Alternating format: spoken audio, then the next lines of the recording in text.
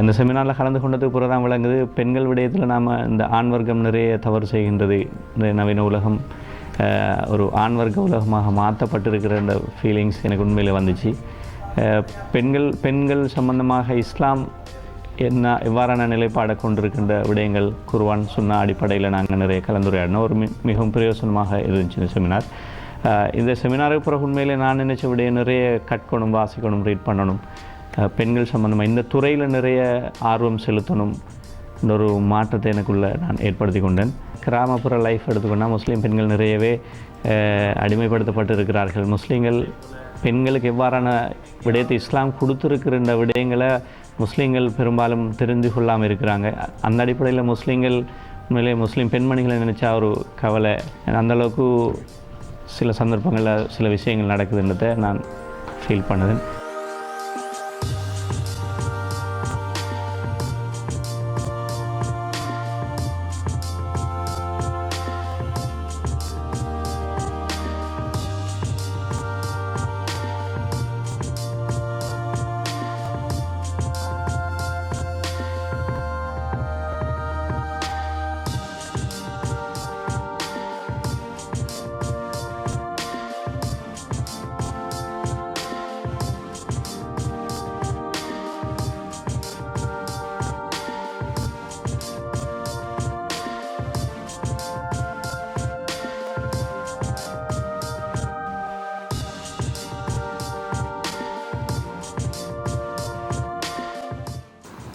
Baiklah, perkataan yang dark itu adalah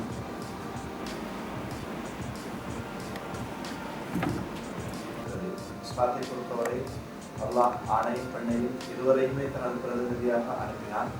அவர்களுக்கான கடமைகளை வரையறை செய்து வழங்கியுள்ளான். இருவரும் அவனது பொருத்தத்தை நாடி தங்களது கடமைகளை செய்ய வேண்டும். அதில் யாரும் யாரையும் விட உயர்ந்தவர்களோ தாழ்ந்தவர்களோ கிடையாது என்ற விடயத்தை தெரிந்து கொண்டேன். உண்மை இங்கு வர முன்னர் இது சம்பந்தமான எந்த தெளிவார்த்த சிந்தனையோ அற்றவனாகவே நான் இருந்தேன்.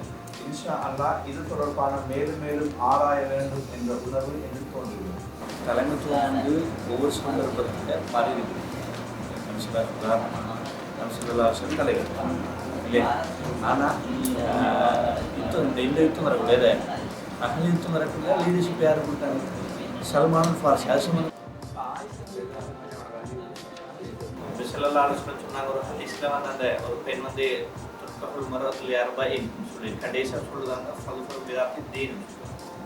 நிறைய குடும்பங்களில் வன்முறை வார்த்தைக்கான காரணம் பெண்களிடத்துல அந்த தீன் இல்லாது. நான் உபைதுல்லா சலஃபி. நான் இந்த ப்ரோக்ராமுக்கு வராமல் விட்டுருந்தா ஒரு பியூட்டிஃபுல்லான ஃபேமிலி லைஃப் இழந்திருப்பேன். அதோட பெண்ணிலைவாதம், ஆண் முதன்மைவாதம் போன்ற அறிவுகளை நான் பெற்றிருக்க மாட்டேன். ஒரு சம்பவம், நபி ஸல்லல்லாஹு அலைஹி வஸல்லம் அவங்கள்ட்ட ஒரு சஹாபி வந்து சொல்கிறாரு, யா ரசூலல்லாஹ், எனக்கு ஒரு மகள் இருந்தா, இந்த மகளை அந்த பெண்ணோட புத்தகத்தில் இருக்குது, இந்த மகளை வந்து நான் அப்படியே கொஞ்சம் வாங்கன்னு கூட்டிகிட்டு போய் கிணத்துல அப்படியே தூக்கி போட்டு வந்துட்டேன். அவள் மௌத்தாகும் வரைக்கும் கத்தி கத்தி என்ன கூப்பிட்டுட்டே இருந்தால் அப்படியே மௌத்தா போய்த்தா. அதாவது ஜாஹிலியா கால விடயத்தை சொல்லுதாங்க, பெண்கள் எந்த அளவுக்கு இது பண்ணியிருக்காங்க. அப்போ இதை கேட்ட உடனே நபி ஸல்லல்லாஹு அலைஹி வஸல்லம் தேம்பி அழுதாங்க. கடுமையாக கஷ்டப்பட்டாங்க நபி ஸல்லல்லாஹு அலைஹி வஸல்லம். ஒரு பெரிய ஒரு பொம்பளை பிள்ளை, அந்த பிள்ளையை கொண்டு கிணத்துல தூக்கி வீசிட்டு வந்திருக்காரு. அந்த பிள்ளை அதுக்குள்ளே அப்படியே மௌத்தாகி போகுது.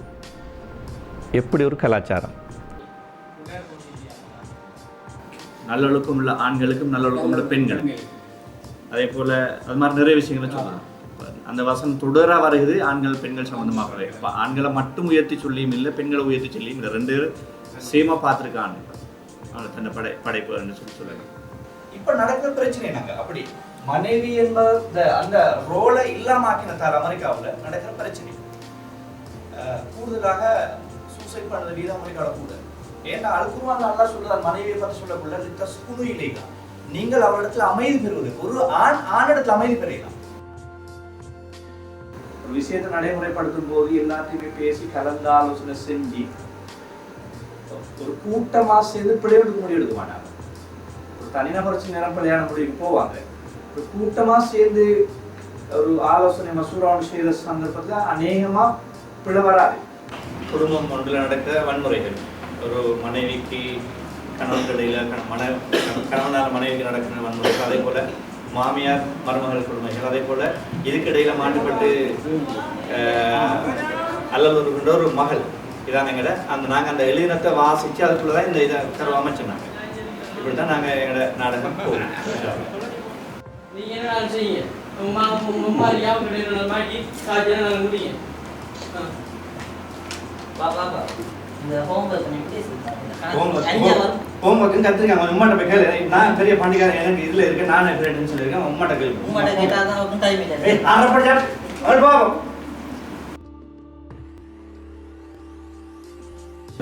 அல்லாஹ் வலிஜ மாலிகா வலிஜ சிந்தி அப்படி வந்து கடைசி சொல்லுவாங்க ஃபல்ஃபர் பிலாத்தி தீன்னு சொல்லுவாங்க. மார்க்க பற்றுள்ள பெண்ணை திருமணம் சொல்லி நீ வெற்றி அடைவாய் அப்படின்னு சொல்லுவாங்க. எக்ஸலென்ட். ரைட். மொத்தமாக விமர்சன பகுதியை அந்த கூட இல்லை, அவர் சொல்வதும் சரி, அது சார் சொல்வதும் சரி. அதான் பாகப்பிரிவினையை ஊக்குவித்தல். பள்ளி நிர்வாகத்தில் பங்களிப்பு இதில் கூடுதல் ஏற்படும். பள்ளி நிர்வாகம் ஒரு சின்ன ஒரு குறுகிய வட்டத்திலான இருக்குது. அப்படியே கொஞ்சம் யோசித்து ஜக்காத் அந்த இதுகளை எல்லாத்தையும் செயற்படுத்தினா, சிறந்த முறையில் செயற்படுத்தினா இதை அடையலாம்ன்ற ஒரு நம்பிக்கை இருக்குது. குர்ஆன் சொல்லியிருக்கு, நீங்கள் தான் கொடுங்க ரெண்டு. ஆனால் மாறிண்டுக்கு என்ன செஞ்சிட்டோம், அதை ஒரு பிள்ளையான ஒரு விடயம் தான். நன்றி செல்வது ஏன்னு சொன்னாங்க. சொல்லலாம் சொன்னார்கள், யார் மனிதர்களுக்கு நன்றி செலுத்தவில்லை அவர்கள் இறைவனுக்கு நன்றி செலுத்தியவர்களாக ஆக மாட்டார்கள். இன்னும் மனிதர்களை பொறுத்தவரையிலே ஒவ்வொரு நிமிடங்களையும் இன்னொருவருடைய உதவியை கொண்டுதான் கழித்துக் கொண்டிருக்கிறார்கள். எனவே இந்த கழித்துக் கொண்டிருக்கின்ற அந்த நிமிடங்களுக்காக அவர்கள் மனிதர்களுக்கு நன்றி செலுத்த வேண்டும்.